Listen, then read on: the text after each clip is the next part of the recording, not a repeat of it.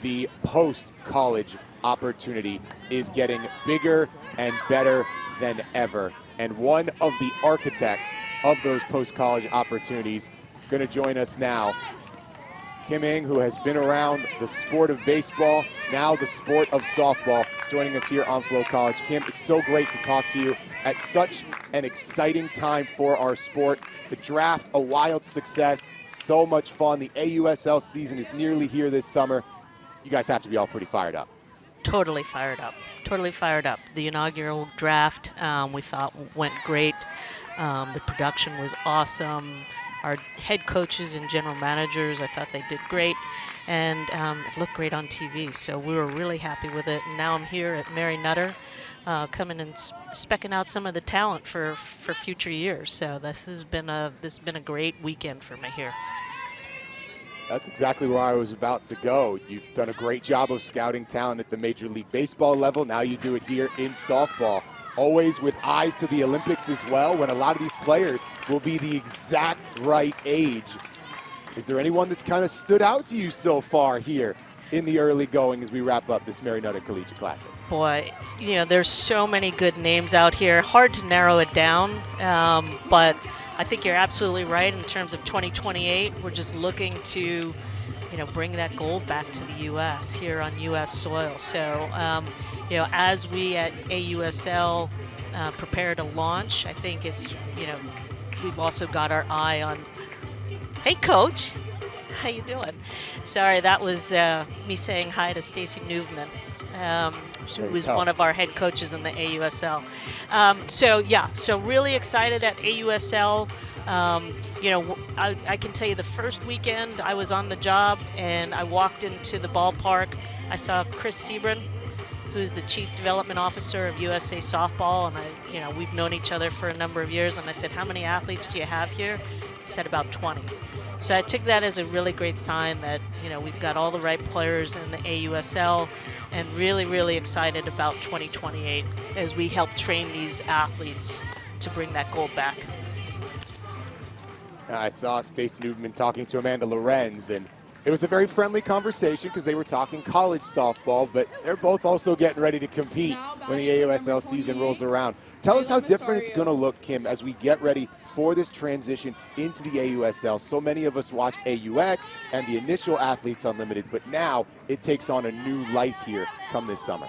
It really does, and I think one of the things that Athletes Unlimited heard loud and clear from the athletes themselves was the desire to really, be a part of the team. They enjoyed the individual performance, but this is what they grew up with, right? And there's nothing better than celebrating with people that you've worked so hard to actually accomplish a goal. And I think that is what really got Jonathan Soros and John Patrikoff, really intent on bringing that traditional format back. We're just so excited to see these teams competing against each other. And now we've brought back, not only do we have the athletes of today, but some of the athletes of yesterday, bringing back Lisa Fernandez, Stacy Newman, Kat Osterman, obviously. So we're really excited about having all of these great legends under one umbrella at Athletes Unlimited.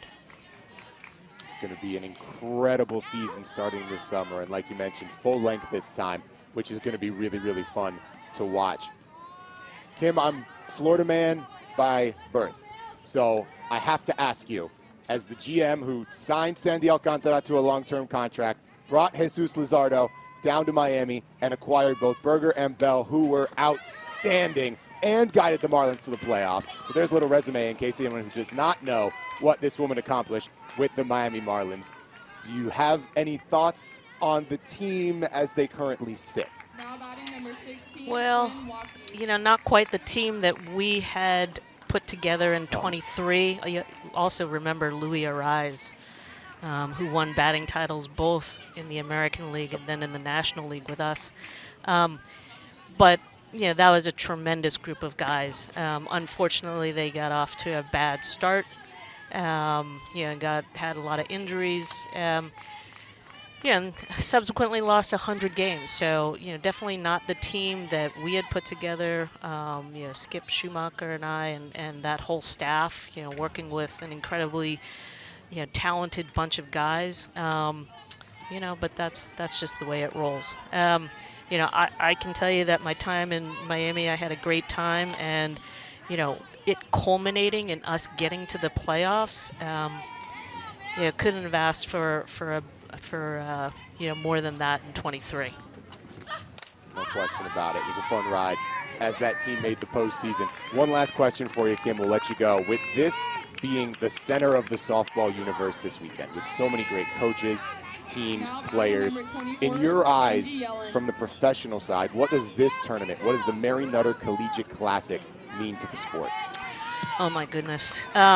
Just knowing who runs the tournament, between Kirk Walker and Deb Hartwig, obviously the tournament is in great hands.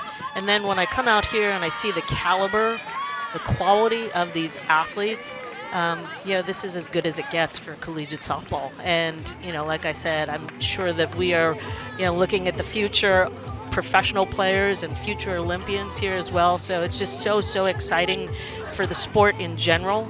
And obviously a lot of that has to do with Mary Nutter. No doubt about it.